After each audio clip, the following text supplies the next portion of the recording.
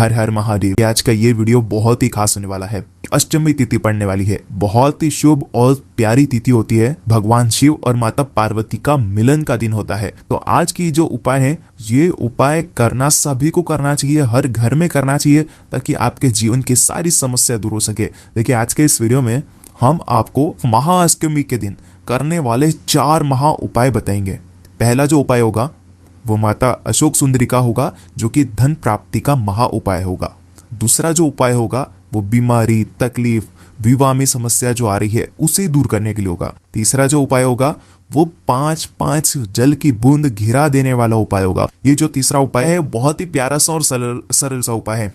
चौथा जो उपाय होगा वो 2 बत्ती वाला दीपक का महा उपाय होगा। तो ये 4 महा उपाय आज के इस वीडियो में हम आपको बताने वाले हैं। शुरू से लेकर के अंत तक पूरा वीडियो देखें। उससे पहले वीडियो को लाइक करें और भगवान शिव के यदि आप सच्चे भक्त हैं तो कमेंट में ओम नमः शिवाय सभी को लिखना चाहिए। देखिए, आज हम 4 प्यारे से महा उपाय के बारे में बात करेंगे। सबसे पहला उपाय, आपके घर में धन की कमी है, यदि आपके घर में बहुत ज्यादा तकलीफ है, यदि आप चाहते हैं कि आपकी सारी परेशानियां जो हैं वो महादेव की कृपा से दूर हो जाए, तो बहुत ही सुंदर सा ये उपाय है। देखिए, पहला जो उपाय है वो माता अशोक सुंदरी धन प्राप्ति का उपाय है। आपको क्या करना है, अगर आपके जीवन में धन की बहुत ज्यादा कमी है, बहुत ज्यादा तकलीफ है, तो आपको ये उपाय करना है। एक बेलपत्र लेकर के आना है। देखो, बेलपत्र नहीं मिल पाते हैं तो भगवान शिव के ऊपर चढ़े हुए बेलपत्र का आप उपयोग कर सकते हैं। पूज्य गुरुदेव ने अपनी कथा में बताया है, और उसे शुद्ध जल डाल करके स्वच्छ करके फिर आपको इस्तेमाल करना है। ठीक है, देखिए, आपको क्या करना है, एक बेलपत्र लेना है, साथ में लेना है लाल चंदन, ठीक है, और साथ में लेना है पीला चंदन। लाल चंदन बाजार में आसानी से मिल जाता है, पीला चंदन भी बाजार में आसानी से मिल जाता है। साथ में 1 लोटा जल आपको लेकर के भगवान शिव के मंदिर में अष्टमी पर प्रदोष काल के समय जाना है। देखो, प्रदोष काल का समय कब रहता है, सूर्यास्त से 45 मिनट पूर्व शुरू हो जाता है और सूर्यास्त के 45 मिनट बाद तक रहता है। तो ये प्रदोष काल का समय रहता है।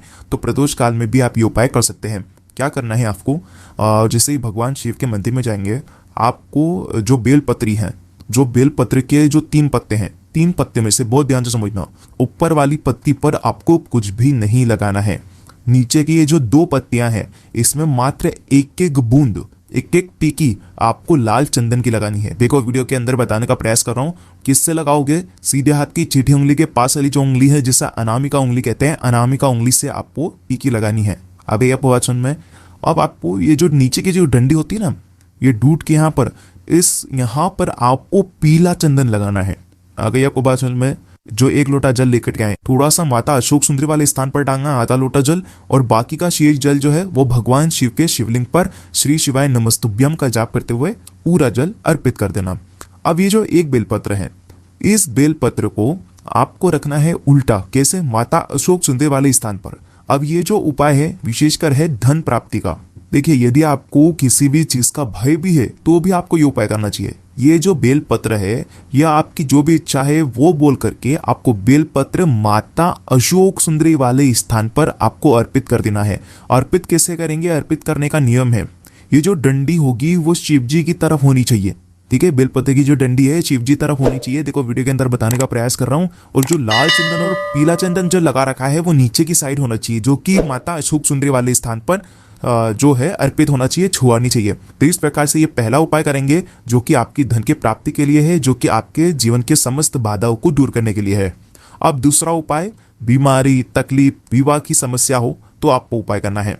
बहुत दिन हो गए हैं, प्रयास कर रहे हैं विवाह के लिए, लेकिन विवाह हो ही नहीं पा रहा है।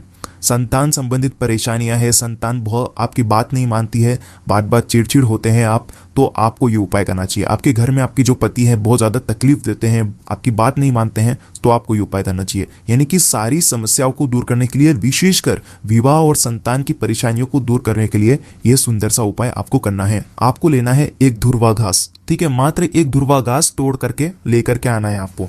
ठीक है, साथ में लेना है 1 बेलपत्र। बस ये दोनों चीज से ही आपका ये जो उपाय है पूरा हो जाएगा। क्या करना है, सबसे पहले दुर्वा रखना है, दुर्वा घास के ऊपर आपको ये बेलपत्र रख देना है। ठीक है, दुर्वा घास पकड़ना, उसी के ऊपर बेलपत्र पकड़ना। अब आपको जाना है भगवान शिव के मंदिर में। ठीक है, दुर्वा रखेंगे ना, तो दुर्वा के ऊपर जो बेलपत्र रखोगे तो बेलपत्र की जो खरदूरी वाली जो हिस्सा है वो पीछे होना चाहिए। ठीक है, और चिकना वाला हिस्सा आगे तरफ होना चाहिए। आ गई आपको बात समझ में। इसको आप पकड़ेंगे, उसके बाद आपको सबसे पहले इसे नंदी जी के सिर से स्पर्श करवाना है। जो नंदी जी होते हैं, नंदी जी के सिर पर आपको ये स्पर्श करवाना है। देखो किस प्रकार से स्पर्श करवाएंगे। जो धुरवा है वो धुरवा नीचे होनी चाहिए और बेलपत्र उसके ऊपर होना चाहिए, और बेलपत्र का जो खरदूरा वाला हिस्सा है वो धुरवा को स्पर्श होना चाहिए। ठीक है, जो चिकना वाला साइड है वो ऊपर साइड होना चाहिए। ठीक है, आगे आपको वाचन में इस प्रकार से आपको करना है। धुरवा नीचे होनी चाहिए, उसके ऊपर बेलपत्र होना चाहिए, और बेलपत्र का जो चिकना वाला साइड है वो ऊपर की साइड होना चाहिए। और आपकी जो भी इच्छा है, विवाह संबंधित परेशानियां हो, संतान संबंधित परेशानियां हो, धन संबंधित परेशानियां हो, वो आपको बोल देना है। जब आप ये अर्पित करेंगे तो डंडी का जो हिस्सा होगा वो भगवान शिव की तरफ होना चाहिए। ठीक है, अब आपको इसे उठाना है और आपको क्या करना है, जो जलाधारी होती है, जलाधारी के ऊपर आपको स्पर्श करवाना है। अब स्पर्श कैसे करवाएंगे, बेलपत्र का जो चिकना वाला साइड है वो स्पर्श करवाना है। आगे आपको बात समझ में।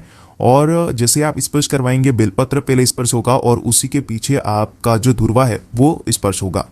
अब आपको वापस आपकी इच्छा बोलनी है, मनोकामना बोलनी है आपको, और उसके बाद आपको क्या करना है, ये वापस से उठाना है। अब आपको क्या करना है, इसे आपको भगवान शिव के शिवलिंग पर आपको अर्पित कर देना है। कैसे अर्पित करेंगे, जो चिकना वाला साइड है वो भगवान शिव को स्पर्श होना चाहिए, बेलपत्री के ऊपर वो जो धुरवा है वो आ जाएगी, और जो दोनों की डंडी जो होगी वो जलाधारी की तरफ होनी चाहिए। यहाँ पर भी आपको आपकी मनोकामना बोलनी है, जो भी इच्छा है वो बोलनी है। तो इस प्रकार से ये उपाय आपको करना है।